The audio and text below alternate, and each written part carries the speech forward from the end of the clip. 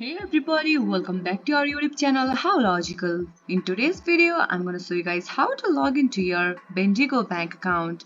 For this guys, open up any web browser as I have already opened the Google Chrome and bring up the search bar and type in Bendigo bank login and hit the search.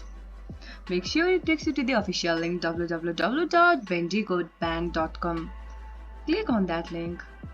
You will be taken to the official website of Bendigo.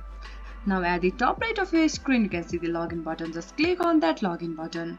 Again you will be taken to the new interface which is the login page of Bendigo. Now guys, over here you just need to enter the ID. Click on the remember my access ID for further use, but I suggest you guys do not try it in public computer and just click on next.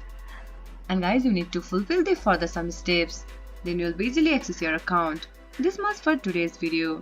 If you guys find this video helpful, don't forget to give it a thumbs up and do not forget to subscribe our channel and also hit the bell icon for our latest video and drop a comment for reviews and more content like this.